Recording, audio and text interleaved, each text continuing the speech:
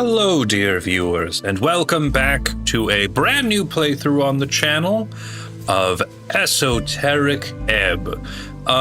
This is a game that, actually was revealed to me. I'll give you a little bit of backstory. You all know Skilljoy, don't you? Lovable oaf.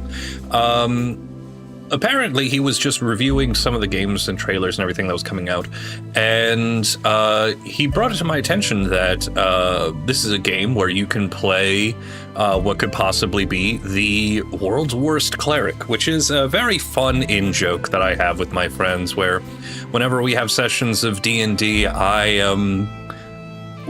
do my best when I play cleric. I've only done it twice. It's not my fault they keep dying. The point is, he sent this to me as a joke, but, you know, as I researched it, and I know I've said this in all the descriptions and everything like that, but this is a game that is of a very similar style, mechanically, at least from what I see, of a game called Disco Elysium, in my opinion. And I love Disco Elysium. I love the fact that it was able, the art style and everything, the introspection of, human nature, the wackiness of, the main character, whose name I will not reveal because that is also technically a spoiler. But it was great introspection of, exploring, human reaction, human interaction, human sentimentality, the visualization of, societal interactions, and, a time after, a time trying to recover after a great war. And it was just, all of it was incredibly beautiful. And this game has very similar mechanics to it, like a lot of introspection and things like that. And I'm really kind of hoping that we get that same emotional connection this time around. Although it is set in entirely in a Western fantasy type setting, so that's always fun. That's so hot right now. What, Lord of the Rings and the live action D&D movies. Anyway, the point is that Game of Thrones. No? Yes? All right. The point is that there's a lot of good, excellent things going for this game, and I'm super excited to get into it. So, without further ado, here we are, Esoteric Ebb. Well, it's kind of occluded by the clouds, but let's get right into it. Oh, and as always, dear viewer, if you enjoy today's session, feel free to subscribe so you can always find your way back home. You're welcome for me buying Esoteric Ebb. Already I am enamored with the art style. Oh, hello. Oh, that's a lot of reading. Oh, we're rolling somebody up already. So it looks like we have several characteristics, such as strength, proficiency. If I hit return, okay, I just go back to the main menu. Okay, new game. Here we go. All right, strength, dexterity, constitution, intelligence, and wisdom. Okay, so those I believe are the basic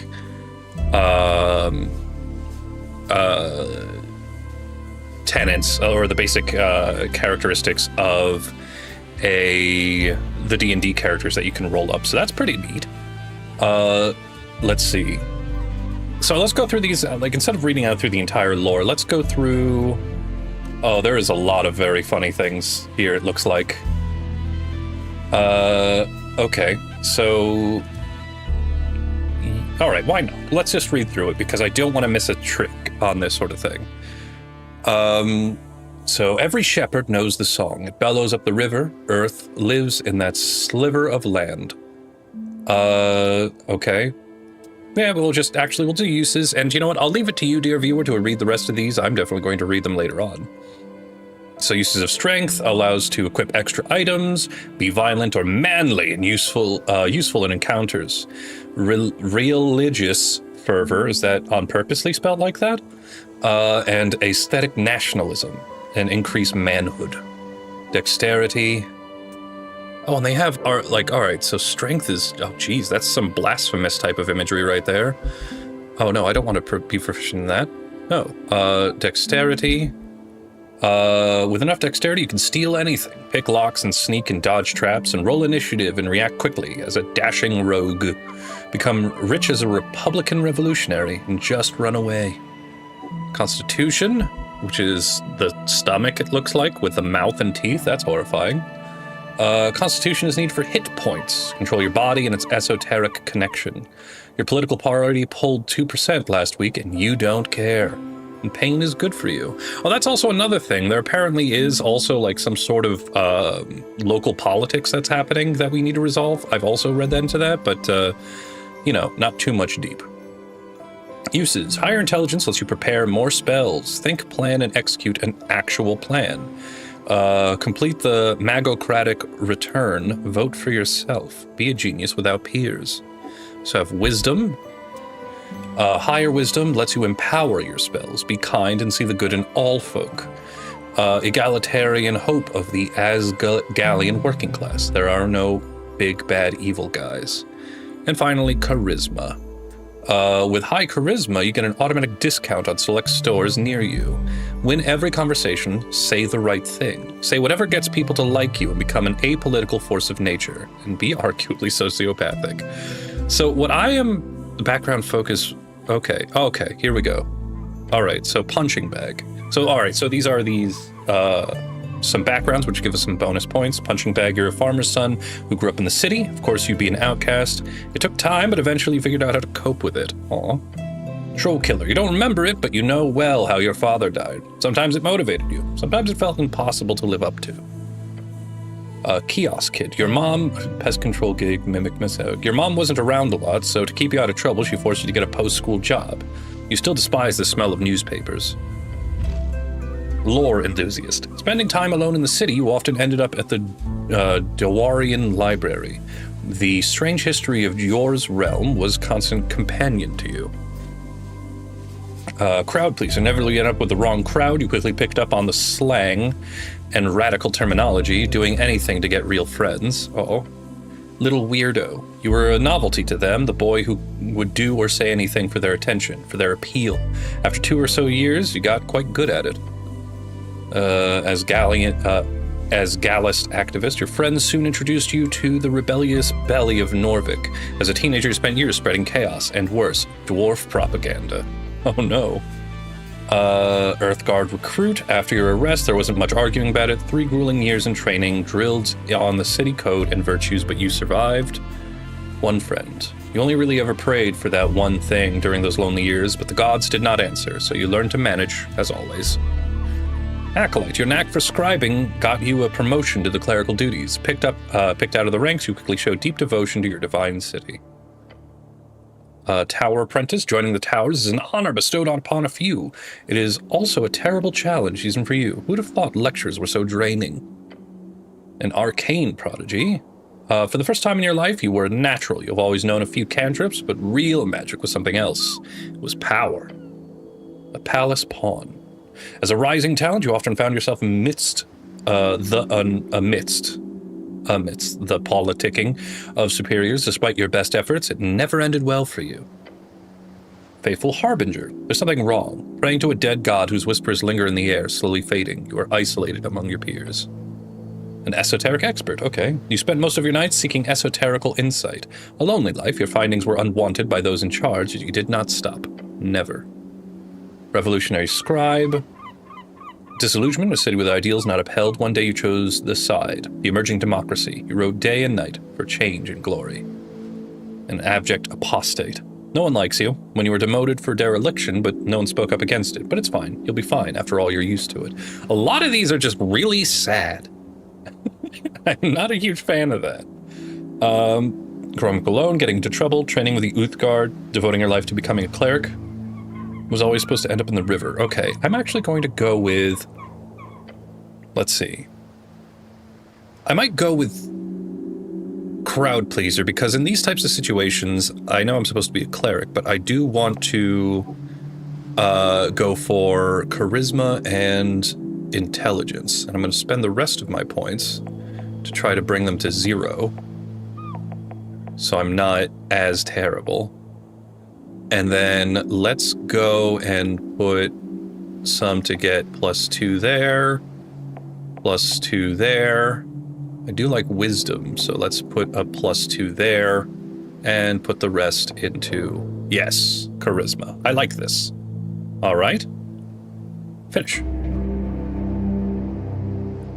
5 days until the first ever election. An explosion erupts at the heart of the city. No one wants to deal with it, so they send you. Is it like an actual explosion? A weak cleric among his peers. Gosh dang it. One with incredibly deep esoteric insight. Complete your quests in any order. Don't be afraid to make interesting choices. And remember to love everyone, no matter what. The campaign will take you from level 1 to 6. We'll play for about 5 to 8 sessions. It's been a good journey to put this together. I hope you have a good time. Thanks, Chris. As a tip, as you level up, make sure to boost your favorite stat. They always make things more fun. I think I will. Okay, so what do I... Oh, this is just a spell. Speak with the dead. Well, that'd probably be super useful to have.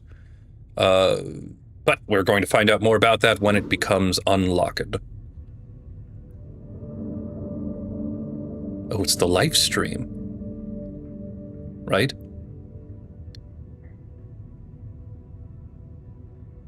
Hello. This is a very uninteresting lava lamp. I'm gonna click it. Click.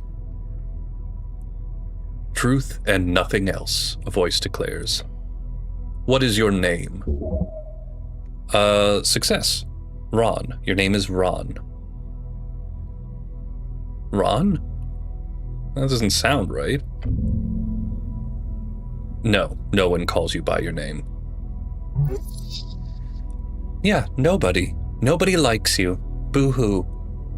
What? You are often referred to as cleric. So, my name is... Yes, speak it. Cleric? If your name is really what they call you, that is it. Could be worse. You answer. Another question from the darkness. What is your occupation? I'm gonna look around. Your senses reach out into the void, a glimmer dangling far, far away. What's an occupation in this context? Work. Getting paid for labor. Didn't you have a job? Something really important? Your class. Tell the voice about your class. Class? What class am I? Lower class. Not sure any answer is good here. Just go with whatever works in the moment. You are a city cleric, nothing more. I'm definitely a cleric. Your true calling. You lean a little further into being a cleric, gained 10 XP for choosing this class twice. It takes a while before the next question is posed. What is your current goal? We need to find out who blew up the tea shop. The Goblin Chieftain. She needs you. A tea shop exploded? Unfortunately, yes. That's not good. I like tea shops. They are lovely, yes. You may ruminate further on tea shops at a later date. Why all these questions? No clue. We should keep him talking. It's been silent here for far too long. To find the Goblin Chieftain? Is that right? You know it to be true. No reply, no feedback. Then the voice asks, what is your political affiliation? The question strikes your entire consciousness, sending it spinning. If you care for your fellow, vote the Asgalists. The Freestriders, maybe?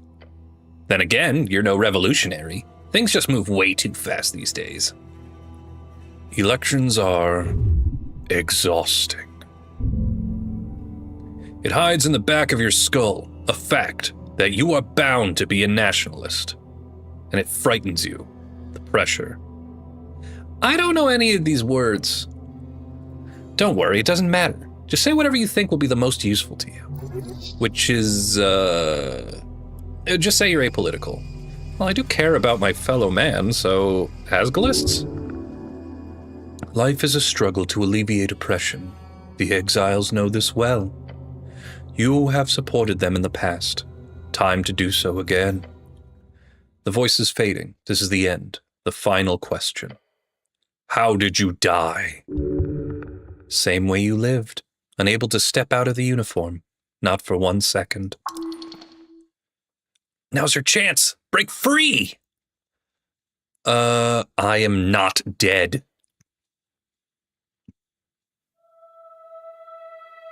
Okay. So yeah, so far with like, you know, the selections and introspection and everything like that, it's definitely a similar... Oh, hello. Oh, that's ominous. That's a lot of heavy armor to be wearing while you sink into the abyss. But yes, like, you know, in terms of like, you know, the insights being actual voices of representation, succeeding and failing in them, Disco Elysium had the same thing, but it called them different things like electrochemistry and volition and things like that. At least with this one, I have a better understanding of who's saying what to me. Okay, so it also seems like so far I'm siding with wisdom. Okay. That's a... Does it tell time and nothing else? Oh, I'm probably going to need that back at some point. Also, this is one banger of an opening. Sorry, I'm just gonna be quiet so we can enjoy this.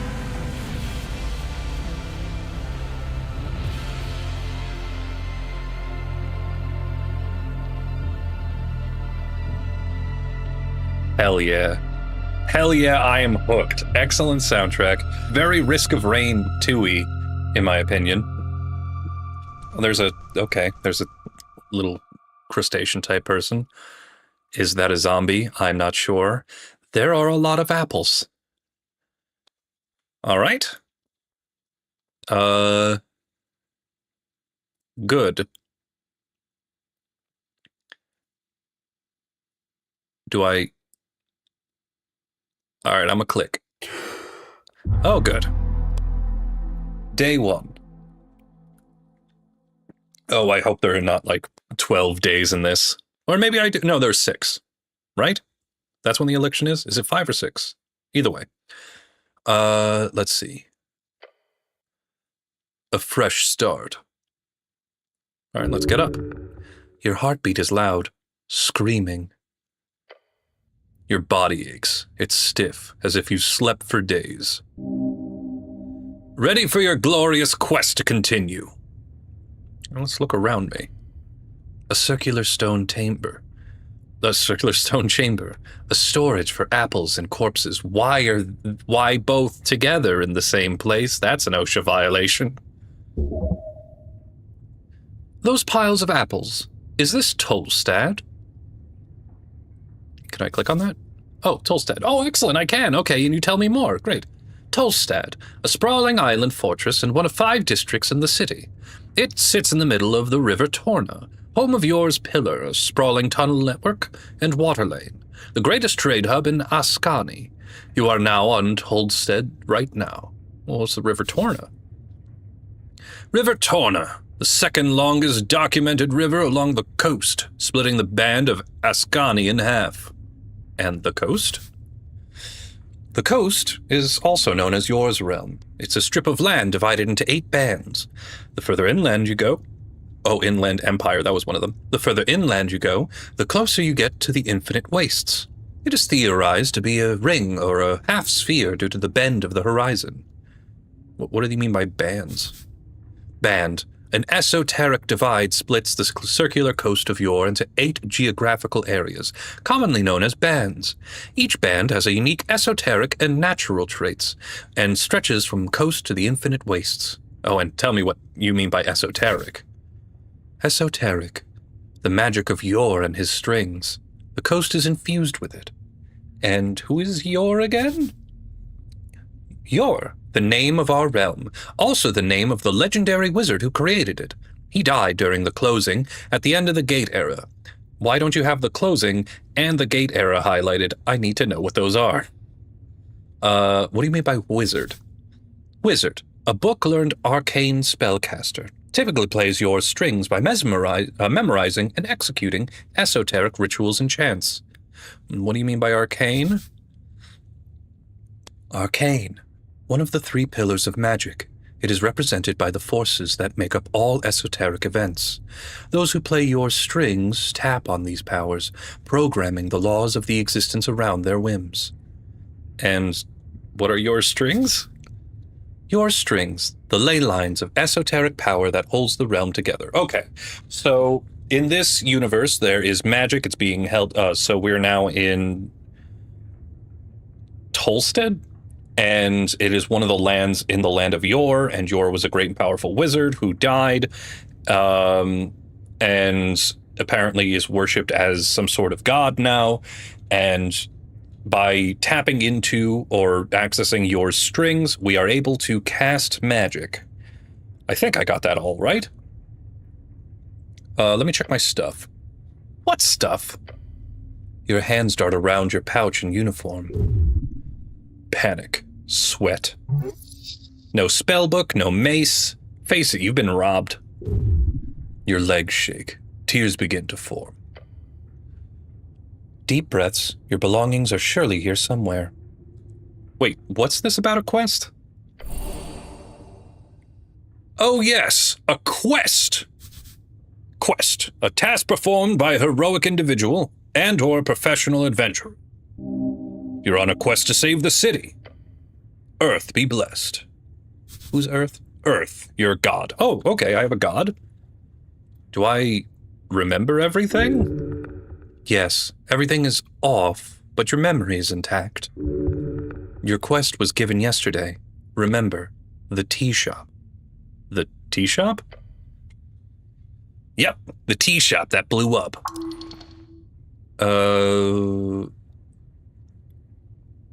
Wait, how much time do I have? Until the election, duh. Which is in 5 days. The patriarch was very clear. Handle the tea shop before the election day. Oh, wait. Who's the patriarch? Patriarch, a top clerical rank in Norvik, different from Lord Patriarch, which is the traditional administrative leader of the city. Only about a dozen men currently hold the rank. They manage a section of clerics, each at the towers. Clerical, do you mean the office assistant? Cleric, a servant of a god, deeply devoted and spiritually connected, typically a divine spellcaster given power through their deity.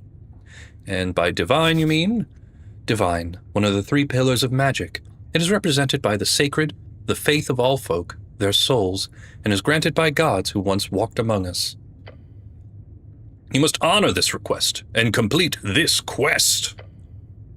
Time only advances when you make new choices and dialogues. Okay. So, just a job, huh? So I've done this before. Well, maybe not this particular type of job. Your previous experience lies more in some basic Earthguard militia service, as well as a few years at the towers. Earthguard? Earthguard, the heroes of Norvik, keepers of city law, defenders of humanity. Your brothers. And Norvik?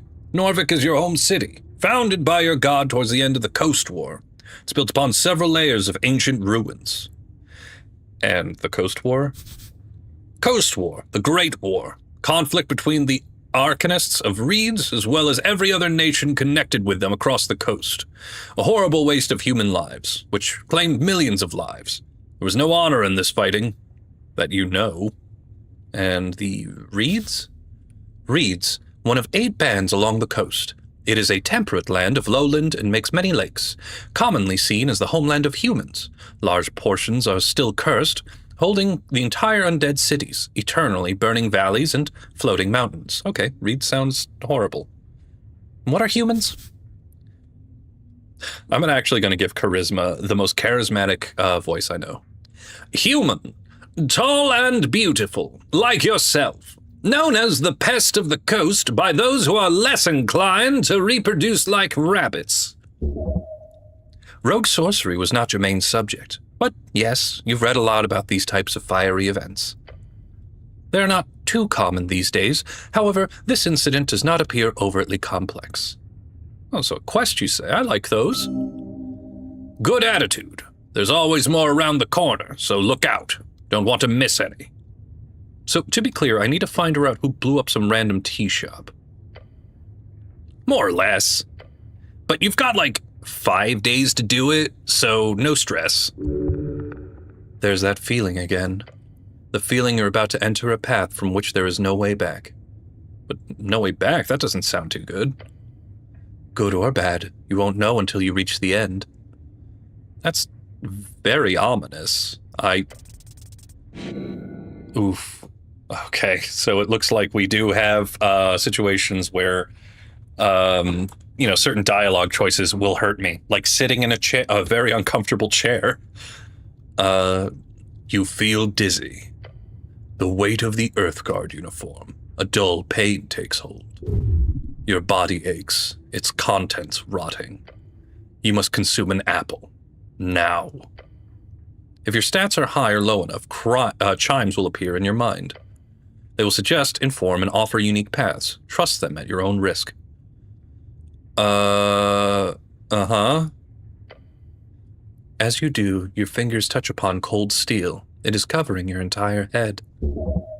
Colloquially known as a helmet. Can I take it off? No. I wouldn't do that. Like ripping off your own face. Not a good idea. Not yet. Can't wait until you do. Okay, thank you. All right, so can I trifle? Behold, an apple looks better than the ones in the pile, so I can trifle it? I can trifle the apple. Do I then consume an apple grown on Tolstad? The colors ripple across the surface. Consuming it will save my soul? Heck yeah. Hooray! And it looks like I have quite a few pieces of equipment that I can... Equipment? What do we have here? This isn't yours, is it? Trifle. A tattered cloak. +1 to dexterity and -1 to charisma. Oh, that's good. The cloak is sprawled upon the iron slab. As you grab it, you immediately feel the dampness spreading into your gloves. Oh. It is light blue and tattered, and it was once yours. An Earthguard cloak add-on. It has been ripped to shreds at the base, but you could still use it. Please don't. This thing is disgusting. Now let's wring out the water. The filthy liquid falls to the floor of the stony chamber. It smells of salt water. It is still quite wet. Let me weigh it in my hands. It's heavy. Should I wear this? No? Of course you should wear it. A hood is a perfect tool for any decent rogue or ne'er-do-well. So what if it's a little damp? You have to wear it. But I'm not a rogue? Sorry, the word I am not a rogue is not in your vocabulary, actually. Please rephrase. That's not one word, though. So pedantic. So unrefined. Shut up. You reach for your fancy red pouch of holding. The cloak easily slips inside into the extra-dimensional space with a satisfying slurp. I really love my pouch of holding. Yes, you're very lucky. This kind of magic can go upwards of 10,000 crowns, which I assume is the currency, yes. Crowns, the Norvikian crown, the main coinage in Norvik. And the Norvikian crown, the official currency of Norvik, suffered heavy inflation during the years after Earth's passing. A meal is somewhere between 5 to 20 crowns. A cheap month's rent is 100 crowns. A spellbook is 50 crowns. An average salary outside the city is up to 300. Average salary inside the city is up to 500. So, okay, geez, they really need to redo their coinage. I mean, who's going to be walking around, how many coins is there? Just for a second, dear viewer, imagine this. You're walking around a city with your inner city, you just got paid your inner city salary. That's 500 coins.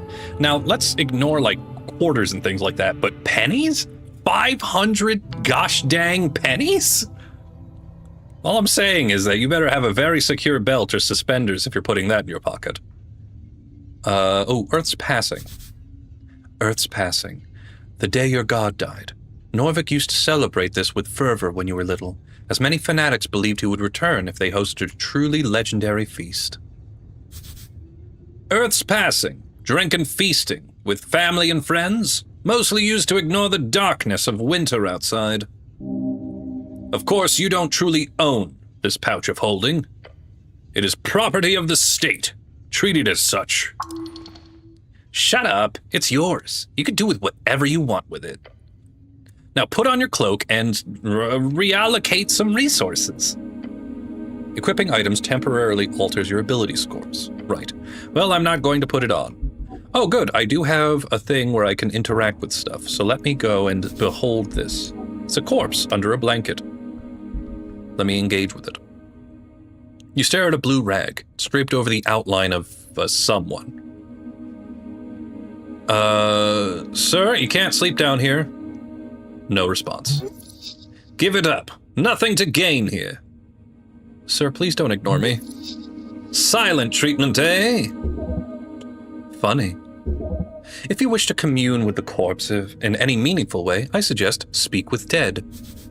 Speak with Dead, a third-level necromantic spell, allows you to animate a spirit into a corpse and have it answer 5 questions, as long as that corpse retains a suitable vessel. That mainly boils down to still having some sort of mouth, including a functioning jaw. No breathing, no movements, nothing. Oh, he's dead.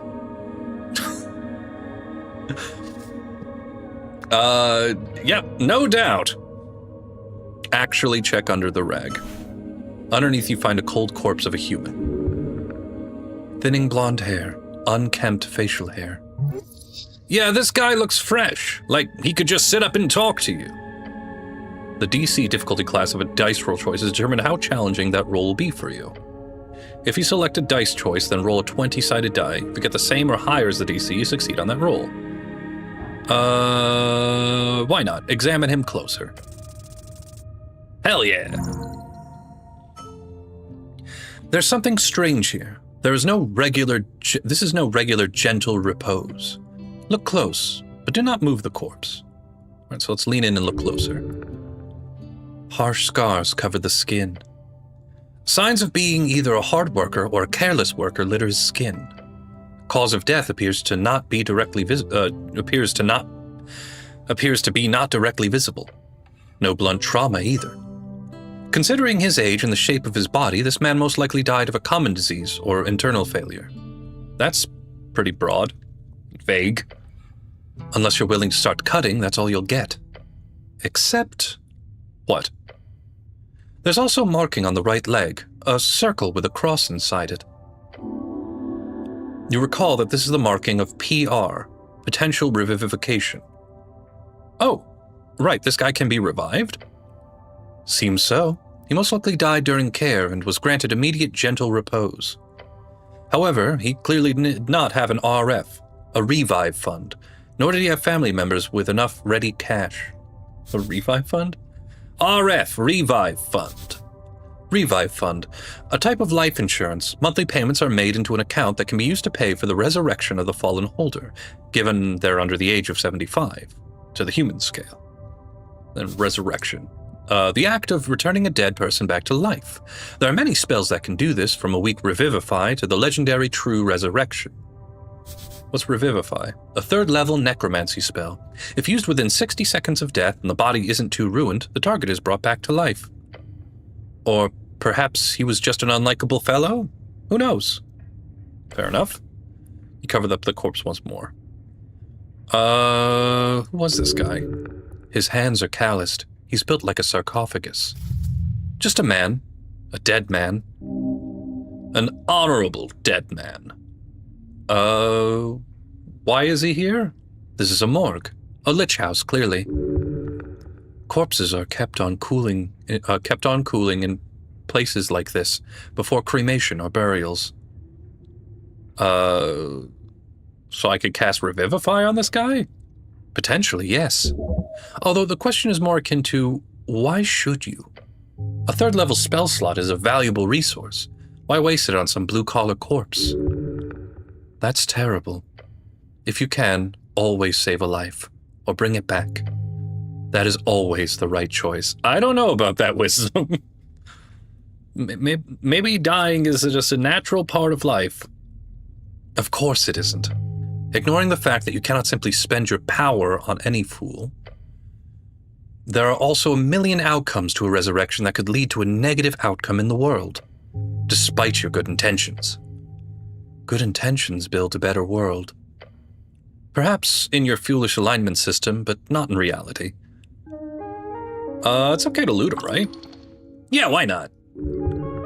If you can suffer the loss of moral integrity. Moral integrity? It's a dead guy. He's not going to need his stuff, obviously. Not like the guy will complain, but don't go around talking about it too loud, okay? It would be dishonorable. Only take that which you need for your quest. Grave robbing is frowned upon by some, even in these enlightened times. Either way, you will not get in any trouble. No one will know. I'm gonna stop bothering the corpse now. Ooh, we have a vase of leaves. Smells lovely. Can I just take it? Ooh, incense. What does incense do? What is this? We're not ready for that yet, I don't think. Incense, easily burned spices and herbs, can be used to recover 1st level spell slots. Oh, that's incredibly useful. All right, what's this menu questing? What is this? Election week. The first ever election in Norvikian history will take place. Oh no, is this a mind map? No, I can't escape pathologic. What will you vote for? You've talked about positive opinions and Asgalianism about one single time ever since waking up in the Lich House. Really brings you back. The tea shop that blew up. The purpose in Tolstad is to investigate an exploded tea shop, locate this establishment, and gain entry. We have here the 300 pieces. You encountered a corpse in the Lich House. Seems fresh and ready for Revivify. Though it'd cost quite a bit of money to bring him back. Almost a month's rent. Oof. Yeah, let's not do that. Do I have spells? I have Cure Wounds, which, you know, pretty standard. Let me behold a divine shrine covered in apples. Let me engage. The Shrine of Earth. The runes fill your senses as you approach. The color is faded. This monument is hollow, void of all life and divinity. And worse, it's covered in rotten apples. A sacred shrine left in this state? It's an insult to Earth and all of his people. Indeed. Yet you are very much aware that this is not the worst you'll see. You have to fight hard to keep Earth's dream afloat. The city is lost, but it is not yet lost. How poetic. You're also aware the city is very much in need of change. Change from what? An honorable lifestyle? A peaceful city for humans to prosper in? Change from stagnation and mire of decay. Earth's crusade brought triumph. The corruption brought after his fall is due to exactly that kind of filthy rhetoric. You're certainly allowed to be wrong in your opinion there. Stop complaining, it won't solve anything. True, but you must stay vigilant. Do not let free striderism destroy your way of life. More like, don't stand in the way of your people's prosperity. You stubborn idiot. You greedy filth. This is giving me a headache. Politics is exhausting. Alright, I'll remove the apples. It does not take long for you to move some of the nasty apples away from the front of the shrine. A small improvement, but big in the heart. These old things are still around, huh? A remnant of blindness and decay. Are these rare? No, you will find shrines like this all over Norvik. Can I pray here? To what exactly? To Earth, of course. There are many gods listening to our prayers, always. Just remember that they might not respond so clearly. So I can pray to some random god? You may pray as you wish. There is an internal element to it that is underappreciated. Okay, so let me pray. A shrine towers over you. You feel small. To cast spells, you must first prepare them at shrines.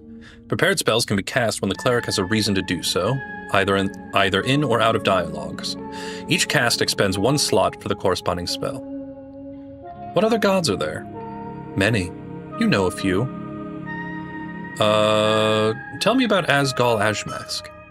Asgal Ashmak was a dwarven god of exiles and egalitarianism.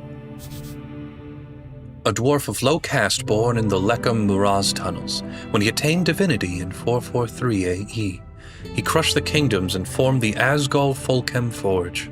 On his death in 470 AE, a great civil war broke out, resulting in the exiling of all his followers to the surface. But his influence was felt all around the Undercoast and above, as his exiled dwarves spread Asgalism to all corners of Yore. What's the Undercoast? Undercoast, a nickname for the undersea coast. The gravity-reversed caverns, sea, and archipelago, right underneath the coast. Dig down far enough and you'll end up passing through the gravity flip, and then you can make the climb to the Undercoast. His followers do not pray to him, for he is not even seen as a god by most. All right, tell me about Earth, the father of Norvik. You devoted your life to follow in his footsteps. And Tokig the Gambler? A trickster. The type of god only famous for his ridiculous ploys. Tokig the Gambler is often seen as a silly goblin myth. A trickster goblin who united the tribes of Ascani during the Divine Era, most famous for cutting off his right hand to fulfill a prophecy. In truth, there are few goblins who still worship him after the conquest. Praying to Tokig would, if you for some reason would get a response, only results in the exact opposite of what you wanted. Okay, I'm done.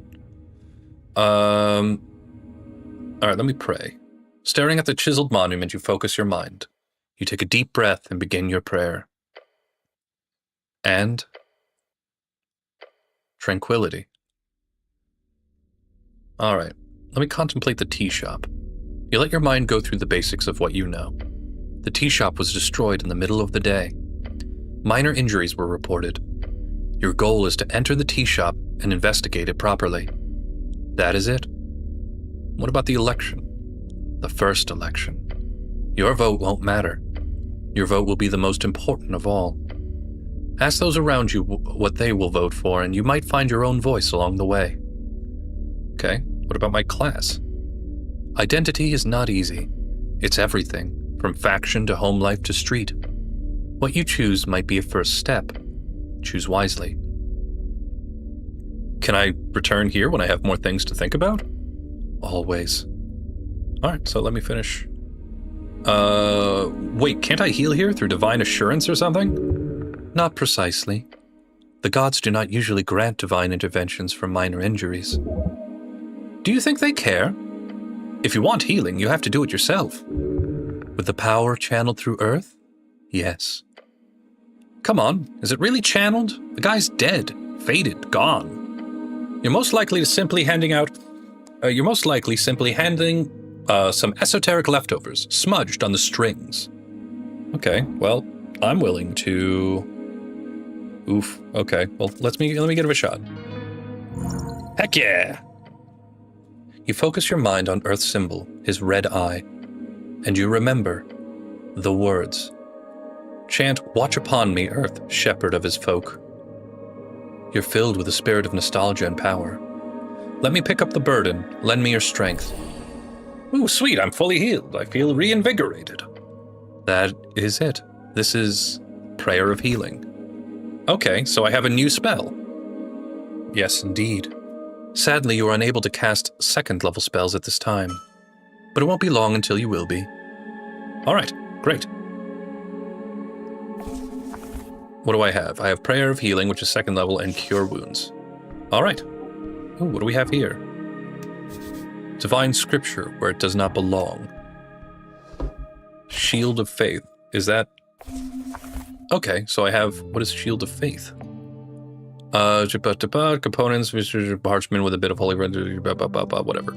A shimmering field appeals and surrounds you, protecting you from damage. For the duration, any loss of hit points is reduced by 1. Okay, that's neat. There's more apples. A pile of apples. Let me talk to apples. You stare at a pile of apples. Apples are good for you. Whose apples are these? Not yours. Maybe. They've grown somewhere around here, or below. Should these be stored alongside corpses? No, it's a health hazard. I knew it! Of course not. It's nasty. Could I eat my way through this pile of apples? You can certainly try. You are not capable of carrying such a tremendous burden. It would lead to death. Ability checks. Roll a d20 with your modifiers to get a unique outcome. Oh, Jesus. The DC is often impacted by your choices, big or small. Let me remove the bad apples first. Your hands swipe over the surface of the apples, carefully plucking away with any signs of spoilage. That is a lot of apple. Yes. Why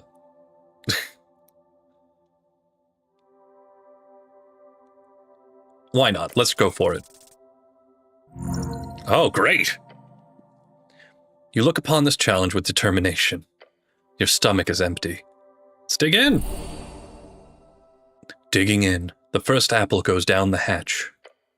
Going smooth so far. Another one. Number 2 goes well. You chew it in peace. Now the third. Yeah, that sure was an apple. Going smooth so far. Next one. This one was harder. Your stomach fights the taste. It's getting difficult. One more should be fine. This is the limit. As you chow down on the apple, you feel your jaw ache, your hands shake. Apple overdose. Dangerous stuff. No such thing. Come on. You feel refreshed. For a moment, at least. The pile of apples towers over you still. You barely made a dent. Yes, eat the apple, apple boy. Okay, just feel sick. As you feel sick, you see something sticking out of the pile of apples. A piece of paper? No. It's a spell scroll. Dancing light. The scroll is just for simple cantrip. Scroll is just for a simple cantrip. Oh well. You quickly memorize the scroll, consuming it into your psyche, as you always do. Some people at the Towers used to fear your innate power to master magic like that. What's the Towers? The Towers, the home base of the Order of Arcane Clerics of Norvik, also known as the OACN. OACN. Nobody calls it that. Which is understandable. It's pretty terrifying. Cantrip spells can be cast at will outside of dialogues. They do not consume any spell slots. You can access your cantrips at the bottom right. Very cool. Check out the cantrip. Dancing light. You create a torchlight light within range, making it appear as a torch, lantern, or glowing orb that hovers in the air for the duration. Whichever form you choose, the light sheds dim light in a 10-foot radius. Aw, look at that. We have a letter here. Oh, come on.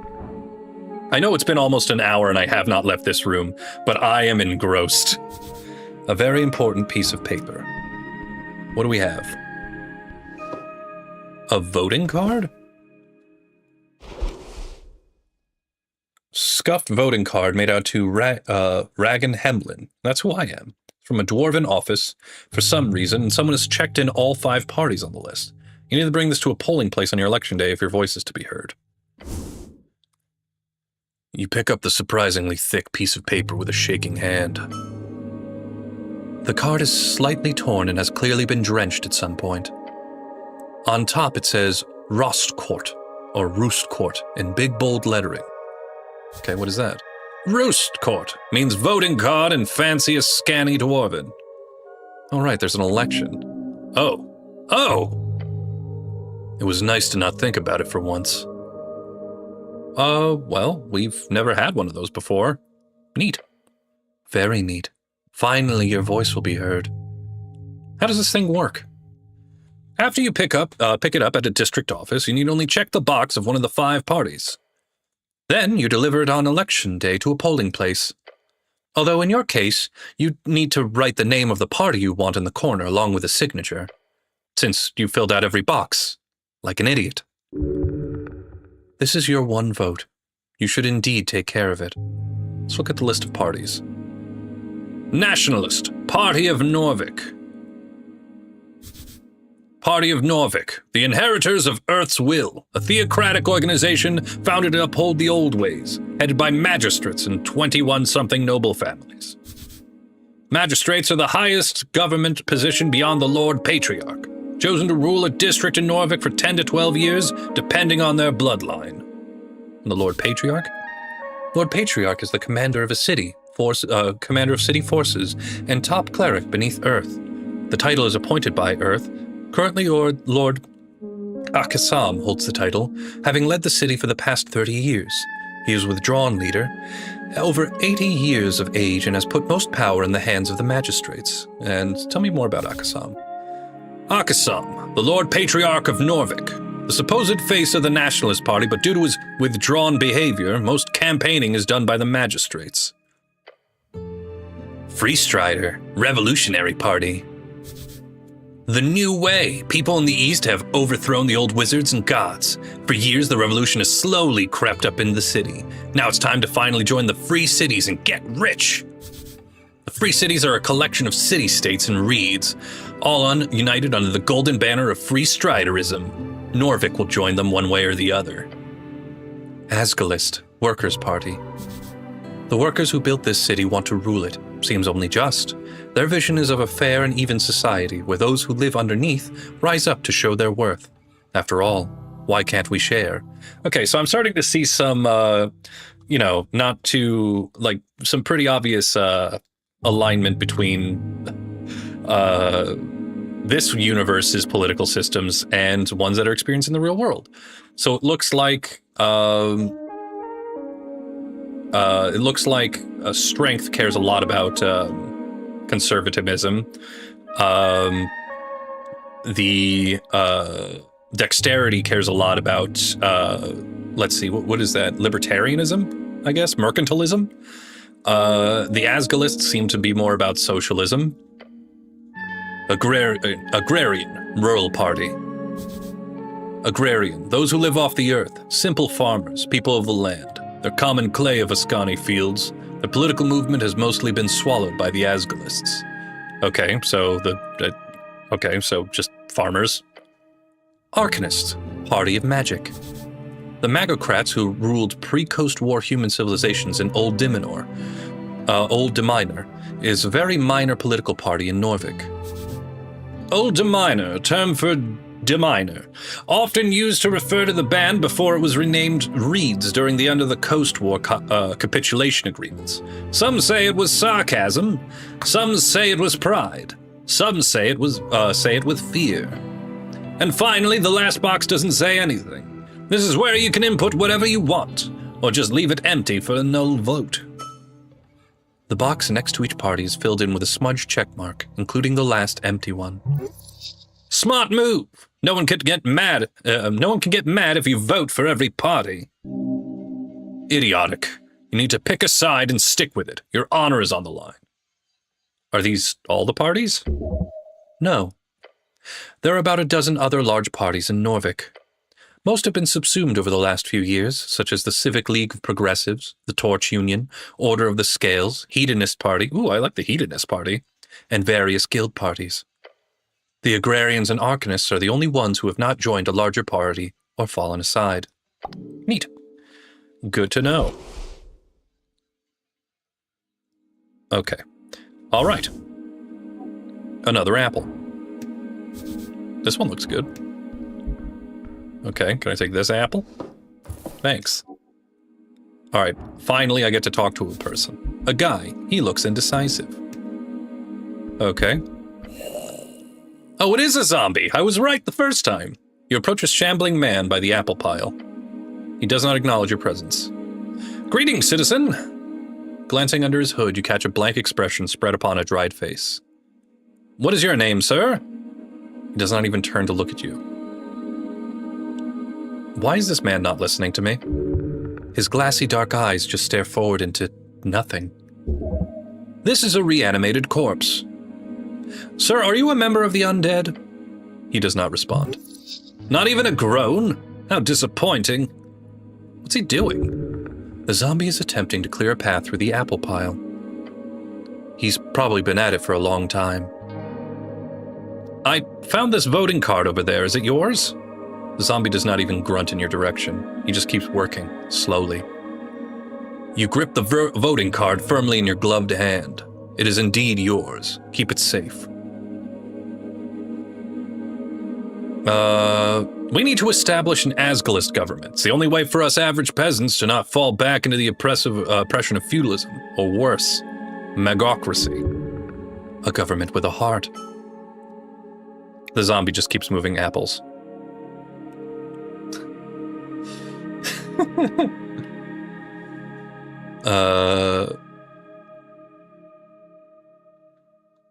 think over the...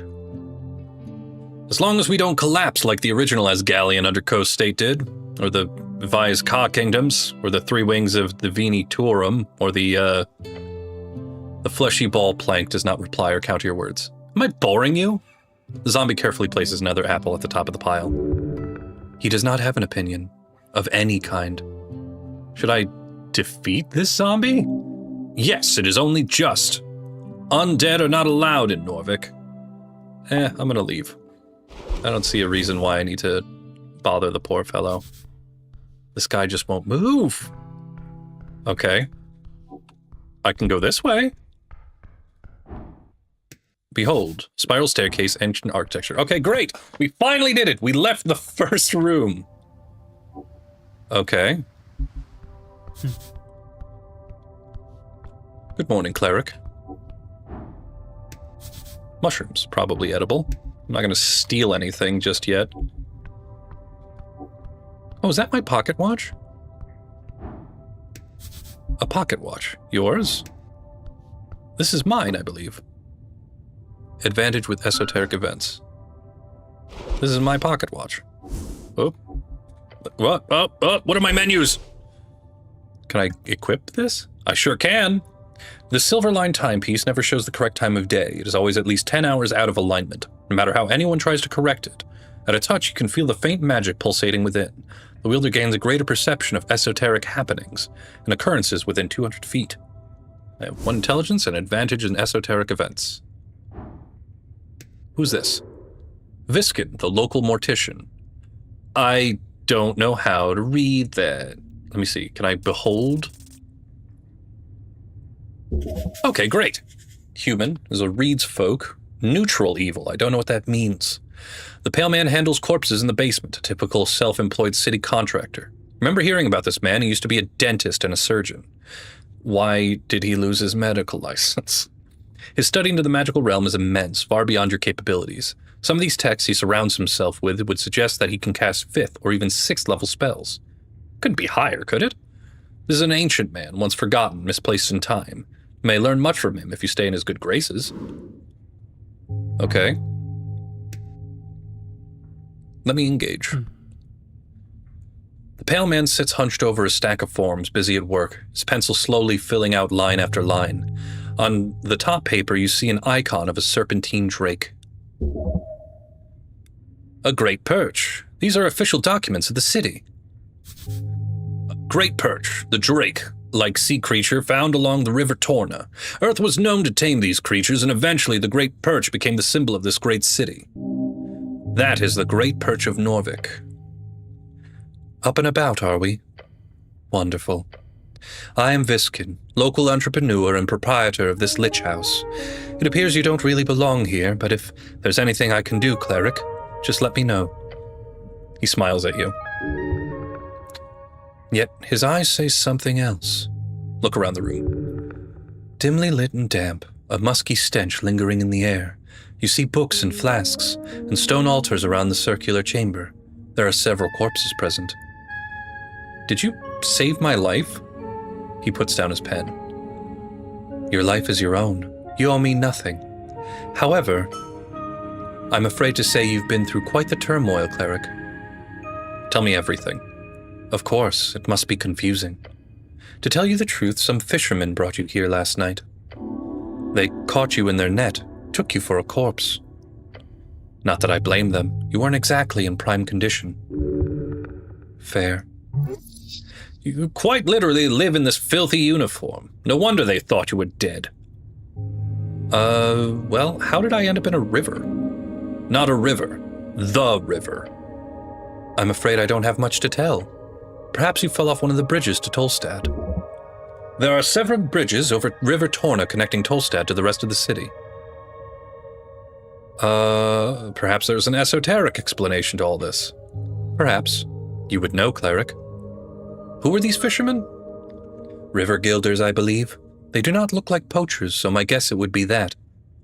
And where can I find these fishermen? He ponders your question. I did not ask for names, sorry to say. But perhaps Waterlane? That's just a guess. Waterlane, the largest trade port in Norvik, located in a massive tunnel piercing the center of Tolstad. It is so-called marvel of dwarven engineering, and it's the reason so many people commute to Tolstad over the many bridges, considered as one of the great crafted wonders of the world. Good guess. Lots of boaters hang out there. Either that or the local tavern. I hope you find them. So I am in fact alive. The pale man stops for a moment. He looks you up and down. Yes, I believe you are. I have some other questions, I think. Do you now?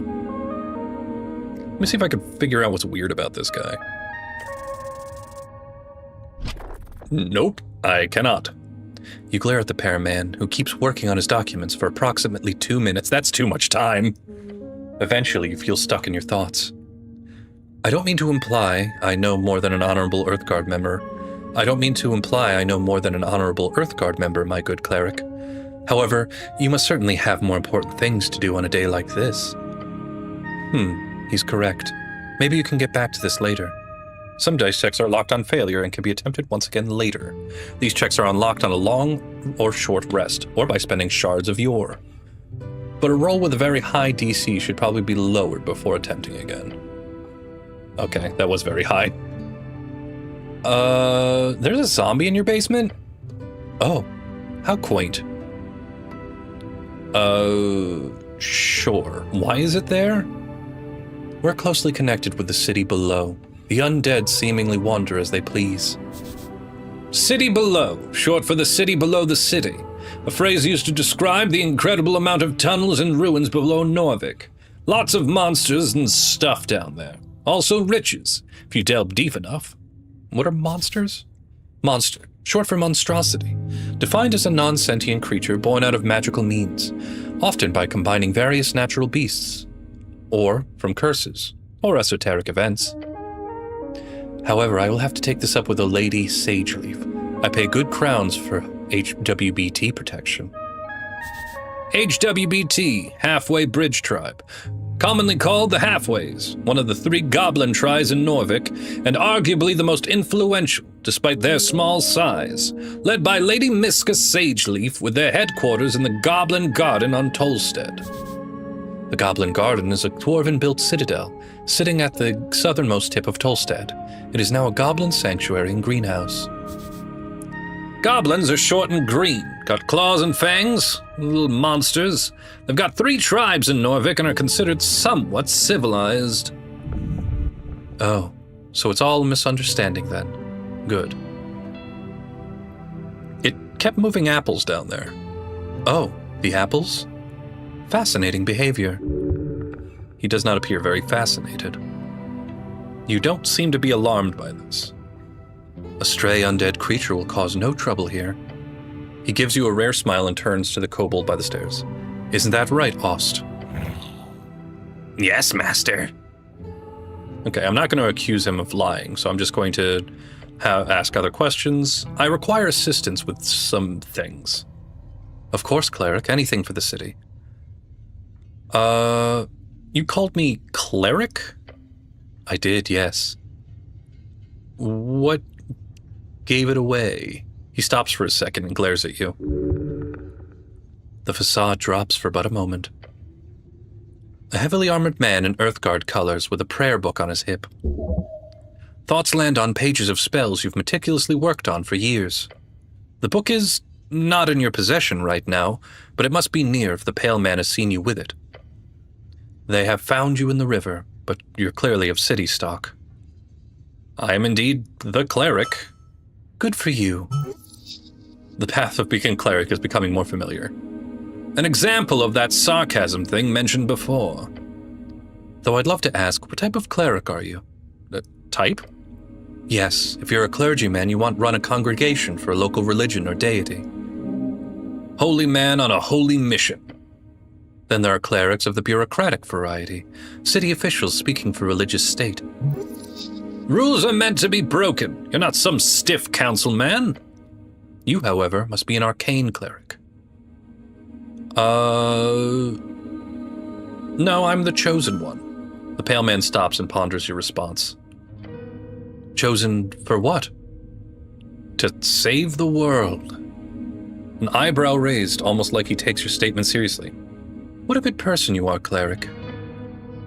So I don't know where to go. Your shaky voice makes you sound positively Fortvillad. Fortvillad, a dwarvish word meaning desperation, anguish, hysteria brought on from mental pain. Fortvillad, complete and utter despair of flesh and bone. I don't mean to tell you what to do, cleric, but there's a certain rumor that our local goblin chieftain is waiting for you. What rumor? Just common murmuring.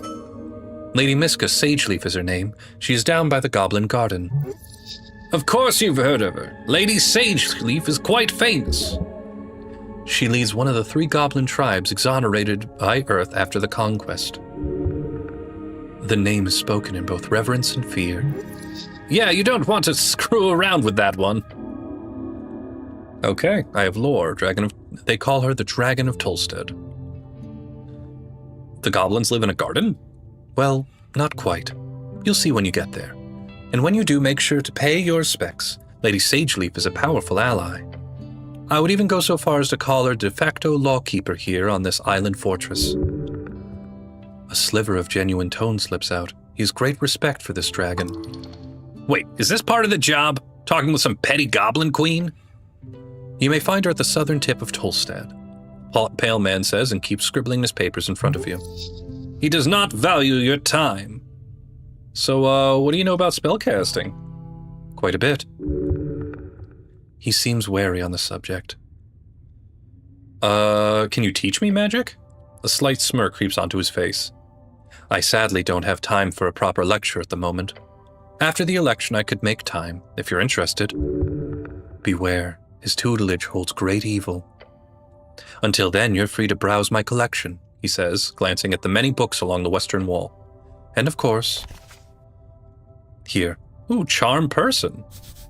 Charm Person, a first-level enchantment spell. If the target fails a wisdom check, you'll be their favorite person for a little while. Of course, after that, they will surely hate you, but who cares about that? A copy of Charm Person. It will surely be useful to you. A truly diabolical spell. The towers teach it only to higher-tier spellcasters usually, despite its first level. That's a great shortcut to charming people, although you've got to be careful with the fallout, if you care about such things. Can you explain the very basics of spellcasting? Oh? I mean, of course. He wonders if your head is still filled with water. As a wizard, you memorize your spells before casting them. As an arcane cleric, you must memorize your spells during prayer at a shrine. There's one downstairs by the apples. How do I get more spells? 2 ways. You could spend time learning them, drafting pages out of the palace archives. Or the great library in the towers, since you obviously would have some access to that. However, I don't believe you have time for either of those options. So I suggest the other route. What's that? Spell scrolls. Oh yeah, I saw one downstairs. Yes, a piece out of my collection. Oh, you are very much allowed to indulge, cleric. I'm glad to assist the city in any way. He put them out for you on purpose. Why? Now Tolstad is filled with all kinds of strange caches, but you probably encounter more just by looking around. If you get your hands on a scroll, then just memorize it. Cantrips or spells, doesn't matter. I'm sure you're talented enough to memorize them on the spot. I am! He nods at you and goes back to his writing. That's all I have to ask about spellcasting. Very well. If you want to practice, feel free to cast anything non-lethal on my servant Ost. Wow, that's evil. Treating a servant like that is despicable. I don't want to do that. In fact, it sounds quite awful. Fair enough. Just remember that spells are terribly useful when applied properly. That's all the help I need, thank you. Great. Anything else you wanted to ask? Nope, I'm headed out. Before you do, make sure to collect all of your belongings. He gives you a quick inspection with his dead eyes. Too quick, like he's trying not to show you his interest. Weird. At least he's not hitting on you. Or would that be an improvement? What belongings? Quite a lot. Your uniform, your cloak, and also a voting card? A peculiar voting card. Every party had been marked on it. I'm assuming it's yours. Yeah, sorry, I'm indecisive. The pale man ignores your comment. I asked Offs to lay the surviving pages of your spellbook to dry over there, he says, and points across the chamber. Then he looks over the counter of his desk where you took the pocket watch. Good. The esoteric pocket watch is very useful, cleric.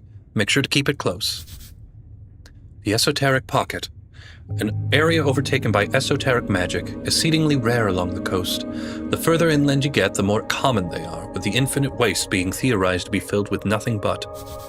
An esoteric magic is a term used for naturally occurring magic caused by the shape and form of yours realm, sometimes called wild magic or yours discord. Beyond that, you should be good. Did I have any weapons on me? None, I'm afraid. They must be at the bottom of River Torna. Good. You do not need arms in the city. You need heart. Oh, shut up. A good blade can make anyone speak. Got it. The pale man turns his face towards you and smiles. Unnatural. If only every government employee were as devoted as you, cleric. He gives you a stern expression. Good luck on your quest. When exploring the city, you may move faster by running. To do so, either double-click or hold Shift / the left trigger. Time to go. Okay, great. What is this? The red eye of Earth? And Yor left his mark across the bands. Today is the universal sign of magic. Is this another corpse? Oh, great, thanks. Is this my spell tome? Wait, is that? It is. Ruined prayer book. The book is ruined. Most of the pages, while dry now, have been completely drenched. Only a few pages of the soggy, brackenish papyrus pages are readable. They appear to contain some sort of undecipherable symbols. Ascani writing, one of the most basic kinds. Wait. Oh no. Someone has attempted to dry this to the best of their ability. No, no, no! By Earth. This is your prayer book. So many hours wasted. You would have to rebind the whole thing. It is ruined. That'll cost a fortune. A chant book is able to sustain humidity, not underwater excursions. You should have protected Earth's chants more carefully. What a disgrace. All right, I'll take the prayer book. Now that everybody is mad at me about it. What do we have here? An open manual for esoteric geometry. You know this already. Can I just take this? Oh, incense. Happily take that. What is this? A thick tome lies what? There's a book. You flip the tome open. There are fine handwritten letters scattered across the pages. While the symbols appear to be readable, you do not understand the language. De verbis draconum, ars occulta. The author's name appears to be Kalen Diminori. Deminor. Anyone who uses the term for anything modern is either an anti-free starter and lives under a rock. Can I try to read it? No. You have no idea what this means. Right, I need to get my hands on comprehend languages. You do. It's highly annoying that you seem to have lost your memorization. Find a spell scroll. Maybe you could buy it somewhere? It's fairly common. Let's leave the tome alone. What do we have here? A tray of old incense. Some is still usable. I'll take it. Heck yeah. Let's restore some first-level spell slots. No, too much reading. So many books. Basic manuals, arcanist histories, novels. Some of them stand out to you as classics. Could be useful to refresh your mind. The books taunt you, bookishly. Alright, what about the Autobiography of Prax by Lord Phileas Prax? A classic. You kept this book on your bedside table for years during your scribing years. You take a look at the first page. In these pages, I shall endeavor to recount the journey of a mind born to greatness, a will tempered by the crucible of ambition, and a spirit bound to the relentless pursuit of the arcane. My name is Phileas Prax. It goes on to make grandiose statements on his personal abilities of magic. As always, this man is contradictory. He both praises his own natural gifts and mental abilities, while stating himself worthy only through his hard work and merit. It's ridiculous. Know this, I write not for the masses, but for the few who possess the clarity of vision to see beyond the veil of mediocrity. To them I offer my life as a lesson and a legacy. They might learn from my triumphs and avoid the pitfalls that lie in wait for the unwary. You remember the first chapters dealing with his youth growing up in the ruthless court of a rival house, the Hagenshags. Now he struggles against the relentless opposition and bullying, making himself out to be an underdog. Power is not born of blood, nor inherited by the Christmas, what did I pick up? Power is not born by blood, nor inherited by the fortunate birthright. It is cultivated in the crucible of the mind, refined by the fires of discipline, and sharpened by the relentless pursuit of knowledge. Let those who seek to rule first learn, kneel before the altar of wisdom, for it is there that truth strength is forged. Yes, he does not address his own privilege. If it is only merit, then he should not have needed any of those fancy private studies or lectures. Stop complaining, the story's just getting good. A glorious design. Let those who learn lead, through the merit of ability and nothing else. Alright, we'll flip through the pages. In the second half, Prax begins to talk about his early political career, intricacies of magocratic bureaucracy, how he learned to play the game well enough for himself to reach a dictatorship at the youngest magocratic ruler ever. The rest is mostly a collection of meditations surrounding the magic of power.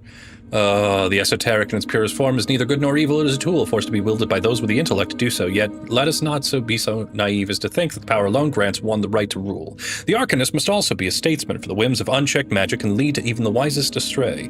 Govern with an iron hand, but let that hand be guided by the principle of reason and justice. Thus shall the state prosper, and thus shall the legacy of magocracy endure. Ironic. I do not see irony here, only truth.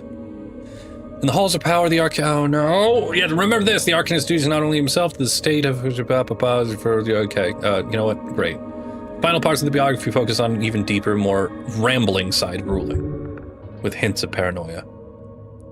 Yeah, let's put that away. Okay, put that book back.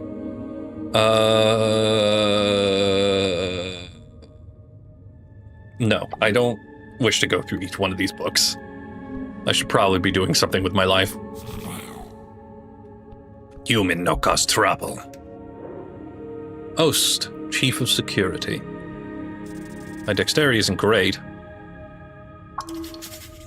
This one is quite hostile. Stay on your feet. Okay. What's up, Ost? Wiggling his little clawed feet, the kobold follows your every move with cold, unflinching yellow eyes. Master say you behave. I have some questions for you. Short questions. Go. Where were you when the tea shop incident occurred? Incident? Tea shop blow up? Boom. Did you boom it? The kobold makes a cackling noise. I wish. Tea shop explosion would be fun to set up. When it happened, I was on Water Lane, on mission. What were you doing on Water Lane? Milk? You were doing milk? Deliver. You deliver milk? Yes. Side hustle. Kobolds don't even drink milk. I want to know more. I want to know a lot less. Ask questions about the milk. The kobold stares at you. The milk situation is intense. Where does the milk come from? Cows. Just cows? Just. Who buys the milk? Humans. Water Lane humans. They pay many for fresh milk before dawn. Side hustles are always smart. You should do a milk run later. It pays. Do you like milk? No. Milk is a form of pure vitality, nature's most precious liquid. Okay, let me try to charisma. Nope. You start stuttering, sweating. A piece of your soul leaves your body as the words escape your lips. I also don't like milk. No one in the universe believes you. The kobold stares at you with disbelief in his yellow eyes. I don't have anything else to... Alright, fine. Do kobolds produce milk? No. Great, thanks. Can I have some milk? No. Awesome.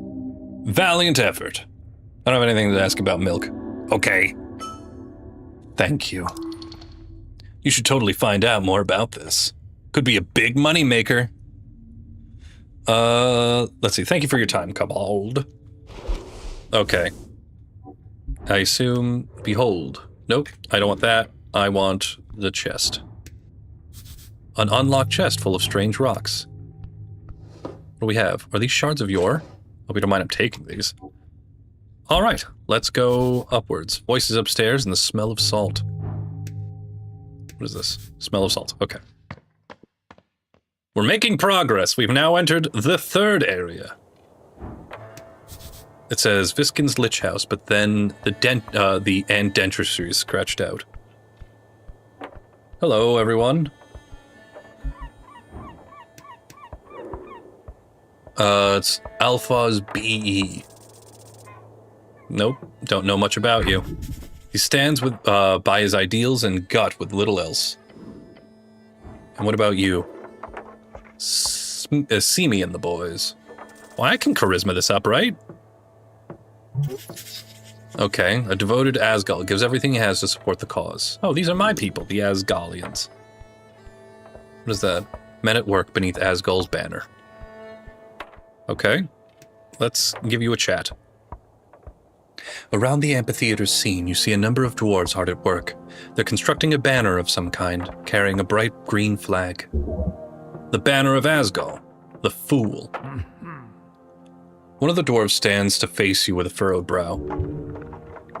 He appears to be the staring contest with the orc on the other side of the theater. It's an orc. Orc, big brutes of devilish origin. They're rare in Norvik. Most of them can be found in the Feltire. The Feltire is a land of elven ruins with magically fertile lowlands in between. In its center sits Blood City Bay, the largest city on the coast, built out of the corpses, or rather just the head of a Gorgorian. Oi, Mr. City Man, he calls out to you with his approach. We've made it clear already. We're not moving, not one bit. He shoots you a poop-eating grin. This dwarf gets extreme pleasure from telling you to screw off like this. Dwarf, short, stout, short, hairy, loves to dig and build. You know the drill. Drill. They built most of Norvik and have a long history with the Earthfolk. That's no way to greet the cleric of Norvik. Oh, is that so? I'm guessing I'm supposed to grovel. I feel like you're not going to. No need to. You see, you hear the other dwarves laughing behind him.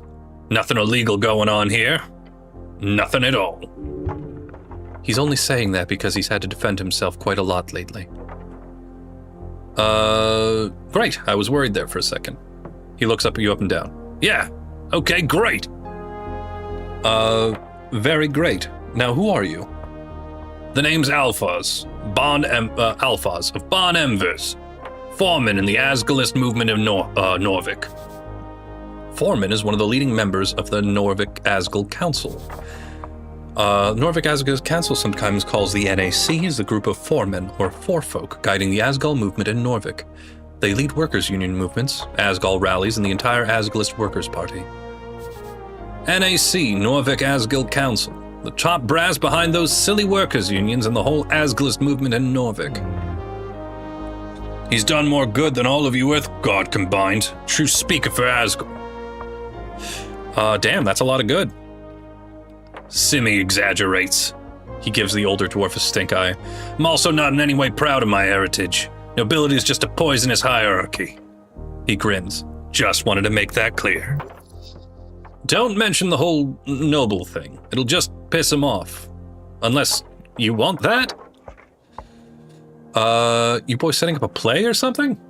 A play? He spits on the ground. We're holding a rally for the cause. This evening, workers across Tolstad will gather to hear the word of Asgal. He turns towards the orc. And no one's going to stop it! Ooh, Agent Vera. Okay, hold on. You hear laughing coming from across the theater. Papers as Alphas. He grumbles and turns back to you. So, what do you want?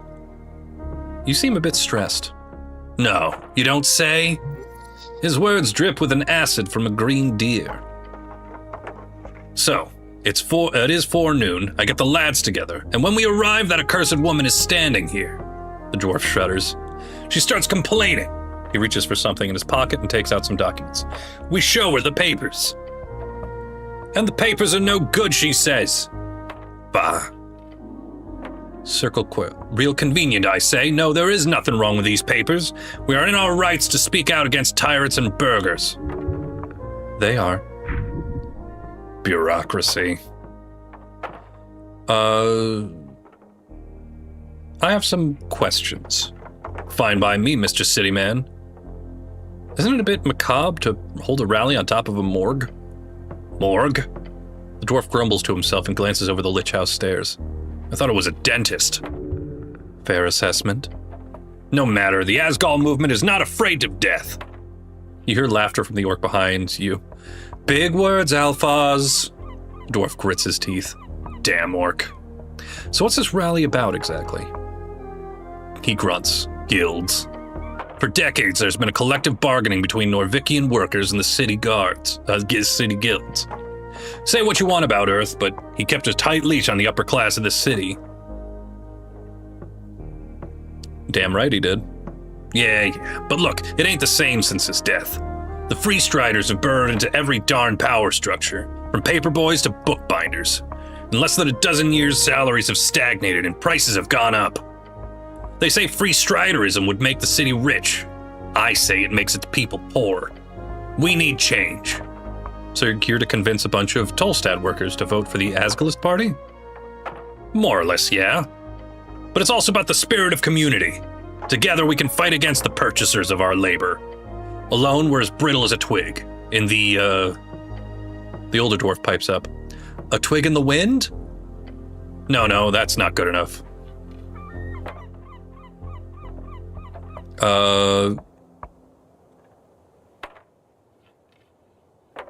about as brittle as a boar with rabies? That's good, right? He shakes his head. No, that's nonsensical. Anyway, the rally will be a success. We just need to get rid of that orc. So we can call out to all workers of this magnificent city. He exclaims as if there was a crowd around him. Vote! Vote with your guts! Vote with your manhood at stake! You too, Mr. Cityman. Can I see the papers? He gives your companions a glance. Why? Construct the argument as to why you should get the papers. Okay. All right, pretty good. Just tell them you're an expert and that you're on their side. I'm an expert. Are you now? Yes. Also, I'm on your side. He repeats louder. Are you now? Now hit him with, I'm your best shot at getting out of this. The dwarf grumbles. His eyes go from you to the orc behind you. Fine. The dwarf sighs and grabs something in his pocket. He hands over the scroll. I trust you with these documents, city man. Tell us we're in the wrong. I dare you. Because we're not, the older dwarf joins in. Take a step back and check it out. Let's see what's actually going on here. You can examine certain items in your inventory and access unique dialogues. Okay, let's take a look. All right. What do we get? Formal permission of the public gathering contains a lot of legal nonsense, making it difficult to parse. It's quite light. Some of the magazine paper, unrolling it, reveals a short statement about a political rally at Circle Square. Permission of public gathering accepted, it says in big letters at the bottom, followed by the signature of Tolstad magistrate Nicholas Darrow. Darrow, one of the original Earth folk houses, founded Norvik with Earth. Their bloodline can still be found in high positions all around the city. The actual text uses an archaic and typically bureaucratic writing style. Have I seen this kind of document before? Never. They must be rare. Cool document. It is not. All right, let me see if I can try to crack the code. Very nice. You scan the text again, checking for spelling, phrasing, and terminology. It is perfect, not a single error. Except the date. It said their rally is supposed to be held on the 16th. The document is perfectly legal, but it's expired. Look at the dates. Yeah, it's expired. I don't like it. Oh, how come? Because it's a legal document? Duh. General tomfoolery. Fascinating. All right, bud. I got bad news. About the rally. Mr. Cityman, what do you want this time? About the rally. What's it about? I checked out the papers. He takes a deep breath. Okay, what did you find out, City Man? Yikes. These papers are expired, like, last week. He takes the papers and shakes his head. With a groan, he mutters, I know. But the date is just a mistake, you see. I personally had this signed by the magistrate 2 days ago, after this supposed expiry date. You should have checked it more carefully. I did, when I turned in the application. This error only appeared on the document I got back. I'm not at fault here. Bah, Dwarf shouts in the amphitheater. It doesn't matter. Whether Darrow screwed us or not, we're here and they can't make us leave. He gives you a menacing glare. And I hope for your sake you're not the sorry lad she's hired to do the deed. I'm just here to observe. He spits on the ground. Fan's cap. A dwarven word meaning something along the lines of devilry, a common curse word. Devil, lawful evil fiend. They are lawyers, soul traders, and either the most efficient type of leaders or the worst type of middle managers. Oh no, it's come back again! Middle management! Their numbers are dwindling as of late, but in Blood City Bay, they still rule supreme. That was a swear word. You could tell because of the way he said it. So, all right, have fun. Can I, let me do this. Maybe that's the best way to get down from here. Okay. Do I have a map? I sure don't. I have more spells, Charm Person, Prayer of Healing. Okay. I guess I'll go to the other side. It's a big monument. An almost intact and endlessly rising pillar, the centerpiece of Norvik. You look up at the pillar. The relic rises upwards, endlessly upwards. To think such an esoteric object would just sit here at the center of the city. Not much else they can do with it. It's just highly magical rock, left over from time before time. It was here before Earth, and it will be here after you, remaining until the end. How many of these pillars exist? 8. Technically 4, depending on which scholar you ask. There are debates as to whether there are 8 pillars, one in each band, or simply 4 pillars that pierce the circular coast and stick out the other side. But ours is the best one, right? They're all equally useless. The sign of Earth's power, so yes, this is the best one. They are seen as a status symbol by many, like a legitimization thing. But the fact is, no one has managed to make use of them in any way, despite their esoteric nature. So the pillars of yore are relegated to being visual landmarks, seen from across the coast through clouds and mists for miles. Can I make money with this thing? No way. They don't even take admission to see it, since it's such a trivial sight. It's a bit of a tourist destination, supposedly, but most people who travel the coast have seen one before, so it's not that interesting. Looks a bit broken, cracked. Yes. While the pillar is indestructible, it was once under heavy siege during the most intense moments of the Gate War.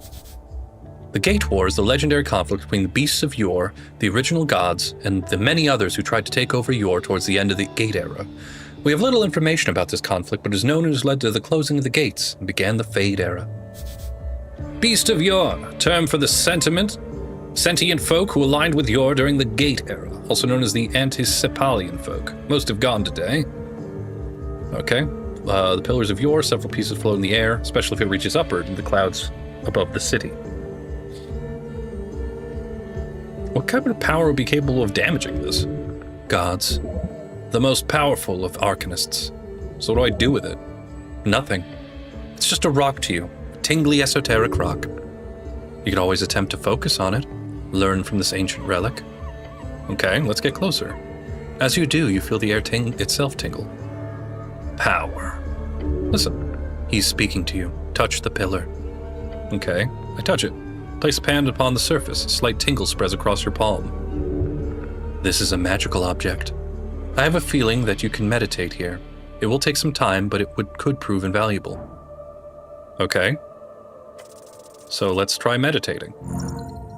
Great. You close your eyes. You shape your mind into an arrow, shooting it towards the esoteric force. Find the rhythm to yours realm. Hear his voice. The cold rock of the pillar turns warm in your palm. You've marked it with your spirit. Marked it? What? You're unsure, but you feel that there are more spots you need to investigate. Okay. Feels warm and deep. It goes deep down and far up. Okay, great. You lift your hand from the surface and you're able to see normally once again, but you feel like you've learned something. You must keep looking. Soon the pillar's secret will be revealed. You understand plainly there is more to this pillar that you need to investigate. It in time and further below. Great. Okay. I want to go see the orc on the other is this the tea shop? The name of the tea shop is illegible. The tea shop. Amidst the scorch marks and cracked masonry, you approach a doorway. There are several planks blocking the passage. The tea shop. Take a peek inside. Fastened with several nails, you're able to see a paper. Coin Lords Meet Update. On the top it says, with bold lettering, City Notice, No Trespassing. The Coin Lord. The magistrate handling minting, trade, and financing of public works and tithes. Currently held by Nicholas Darrow of the Tolstead district. Does this include me? Perhaps. Perhaps not. Try touching it. Touch the planks. As you do, subtle ripples of blue energy appear around your gloved hand. It is sealed. As you move away your hand, the faint aura shimmers in a dark translucent blue, then fades away. Just standing near the door makes it clear there is a locking spell cast on it. Standard procedure for crime scenes. Rude to lock people out. Crime scenes should be public viewing. Remember that you are here on behalf of the goblins. You still have not spoken with their chieftain. To complete this quest, you should probably do that first. No, I'm good. Look beyond the planks. Catch glimpses of still shadows beyond. A counter, fallen wooden beams. This place is a mess. A scorched mess. Look around at the scorch marks. The marks go far. The flames must have been enormous. Very clear signs of esoteric power. Check out the trespassing notice on the planks. Yep, no trespassing. Then continues with a finer writing. By the order of the Coin Lord Darrow, the following premises are under city seizure under suspicion of criminal offense. Unlawful trespassing will be liable under 13 holster contempt. What the hell's 13 holster? Oh, the collection of laws surrounding the lawful arrest of citizens. Okay, fine. Okay, so we found the tea shop. So that's neat. An empty barrel. Oh, it has crowns. And modern-day bicycles. What? Bike line. One bike stands out to you. A handful of bicycles stationed at the local wreck. So it's a tool for common men to reach destinations efficiently and safely, an invaluable tool for egalitarian society. Famously used by free striders during the early revolution to escape the magocratic forces, now a symbol of many free cities and reeds. Bikes are nice. Bike racks are stationed in many places around the city, usually in locales with lots of stairs. There's a stillness here, an uncommon sight at the heart of the city. Not a lot of bikes. The usual commuters are probably too scared to head past the tea shop. This particular bike is yours. Well, check the chain lock. You lean and take a closer look. The rusty chain seems brittle, but wrapped so hard around the tire that it would be annoying to get off even if you had the key. Why would you wrap it like that? You should take better care of this magnificent bike. Good, no one will take your bike. Not even you, apparently. Wait, this is my bike? Yes, you fool, keep up. Sure is, best way to travel in Norvik. Except, of course, in this godforsaken island fortress. So where's the key? Not here. Did you lose it somewhere? Don't go wandering around looking for your key. It's just a bike. Don't say that. It's a wonderful bike. A manly bike. A rusty bike. Could getting the key be a quest? That does sound like a quest you would get. Find the missing key. The mystery of the bike key. Something like that would be perfect. No quest to be found here. Just sadness. Damn. The key is probably at the bottom of the river, along with the rest of your dignity. Wait, hold on, when exactly did I come to Tolstad? On the 21st of March, evening. Then you fell. This is as far as you came. The hair on the back of your neck stands on end as you sense a sudden shift. Was I alone? No. I stumbled over the stone railing. Yes. Do I recall anything important? You chained the bike. You stood up. Then pain. That's it. That's all I remember. Yes. Okay, so... Someone assaulted me? Let's see. Do you have any insight? Zerba B.E. Let me behold you. Okay, great. Dwarf exile, level 1 service worker. A girl born from an Asgalist wave, in an Asgal household from a fallen Asgal state. She's an Asgalist. Dangerously shy, she needs good... Alright, well, maybe did she see what happened to me? Where is she? The dwarven girl gazes around the halfway bridge before her eyes land on you. She says nothing for a while, just staring at you. No real reaction on her face. Believe it or not, no. Hi, I'm the cleric. She looks around, clearly nervous. There's no denying it now. You are a cleric. You're worrying her. By your presence alone. Potentially by something else as well. I'm waiting for a friend, but she hasn't shown up yet. I'm getting worried. I can help with that. Get excited about a potential, yet very minor quest.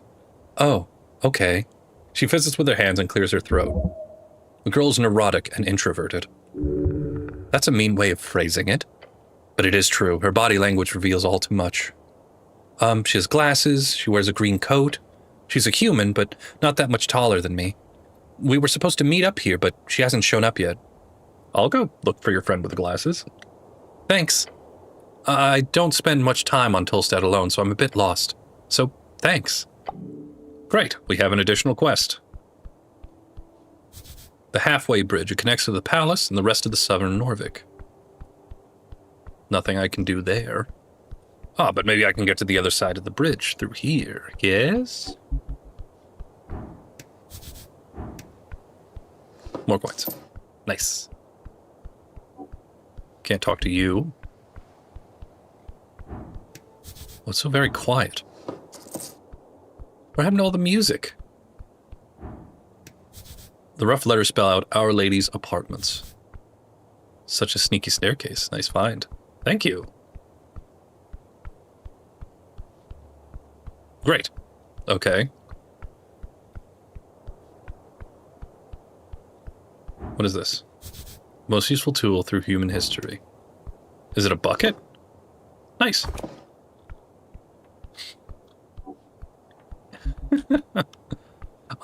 So far, I genuinely like this. It does remind... So you're... Okay, it's over here. Okay. The orc observes with great interest. Can I get these eggs? Tucked away a bird's nest. This kind of goals, perhaps? All right. Let's finish up by talking to the orc. Agent Vera. Okay, let me see. Nope. Don't know anything about her. She's an orc, fell orc, a traveler. She's not settled here. Okay, so you're new, like me. On the edge of the ruinous amphitheater, you see an orc sitting on one of the many loosened stone blocks. Look like she's waiting for something. Or someone. Exuding an air of authority around her, the large woman gives you a wry smile, her tusks gleaming. Not just physically imposing, this orc knows how to exert power in other ways as well. You spot the merchant's mark on her jacket sleeve, the heart with the initials of the Norvikian Freestrider Regiment. What's this? Not often we get Earthguard around here. She presents her palm to you. Vera's my name. I'm second in command guild agent of Tolstad. Nice to meet you. Make sure she knows you are a cleric. Do not grab her hand. That's not what that is. I'm the cleric, actually. Apologies. Not Earthguard. Cleric. I assumed the term was interchangeable. The cleric stirs you with kind confidence. But I suppose you're not at all. She says, waving towards your outfit, esoterically attuned. She accepts your annoying correction with a smile. Probably she means she sees you as no threat at all, a mere puppy. She shoots you another smile, waiting patiently for you to say anything. What's the deal with the dwarves? Oh, them? Complicated as anything. I wouldn't be sitting here wasting my precious day if it wasn't for them. But in short, they're holding an unlawful assembly. They won't let me look at the document proving it. Not frustrating at all, she says and winks at you. She telegraphs her sarcasm heavily. This is useful when communicating with slower individuals. So should I hand over the PPG thing I got? With the documents in hand, she could simply hand it over to the magistrate office and let them deal with it. The dwarves would be furious. No, let's not make more enemies. Yes, everyone should be friends. Explain to me in detail from the top. It's all just an inconvenience. Her, I say, a pain in the butt. These lovely Asgalists have decided by themselves to hold a rally here on this lovely little circle square. Unfortunately, they need permission of a public gathering, or a PPG. A PPG must be approved by the district council. They do not have a proper PPG. You pick up on our use of the word proper. What does that entail? Proper? She scoffs. It's marked for last week. It is expired. But can you believe her? She's not lying, but there's something else. And you're just sitting here because... Simple, really. These dwarves are ignoring my call to disperse, so I'm here as a witness. If they do not leave by sundown, they will be fined and or arrested. Why don't you just come back at sundown? I would, if it wasn't for the fact that I need to witness the entirety of the trespassing.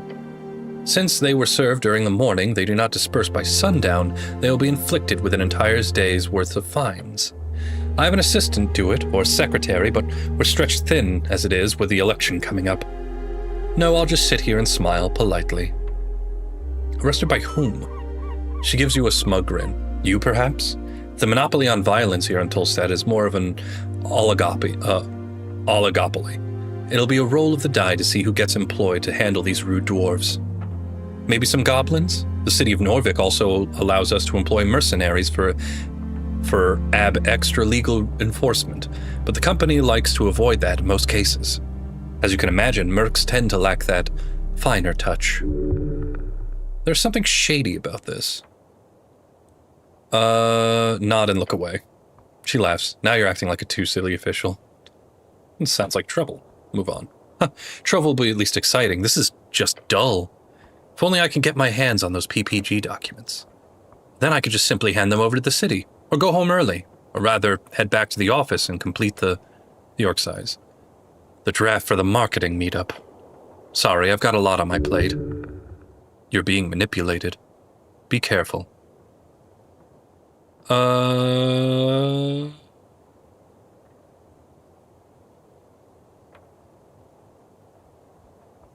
Good luck. Yeah, thanks. All right, nod your head and leave.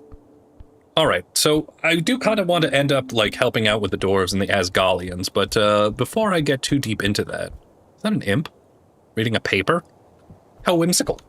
Before I get too deep into that, I am actually going to call it there. So far, absolutely, let's just call this Bane. So far, I really do like this game a lot. It has a lot of elements from Disco Elysium, and it looks like there's a lot going on in it, and it does have a sense of humor about it. In terms of what direction I'm going to head in, I'm probably going to... I feel myself leaning more towards the Asgalists.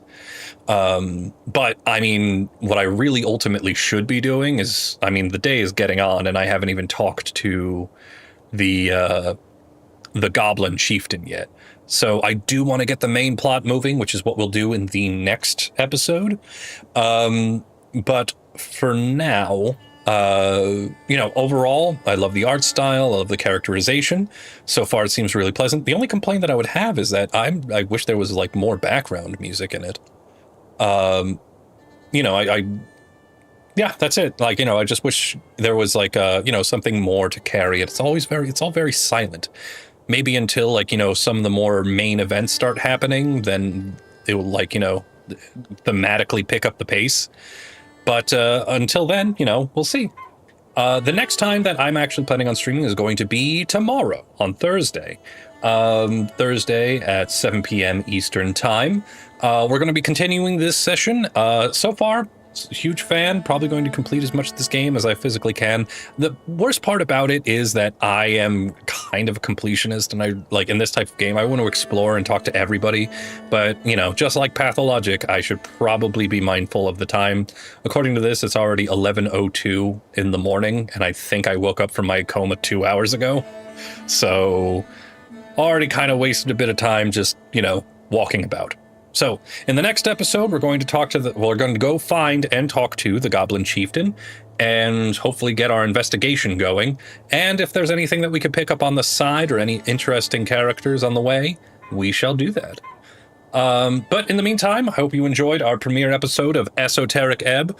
I thoroughly enjoyed it. If you enjoyed today's session, then feel free to subscribe so that you can always find your way back home. Hope you have a wonderful day, and I hope to see you tomorrow at 7 p.m. Eastern Time, where we continue this game. So outside of that, until we meet again, bye-bye.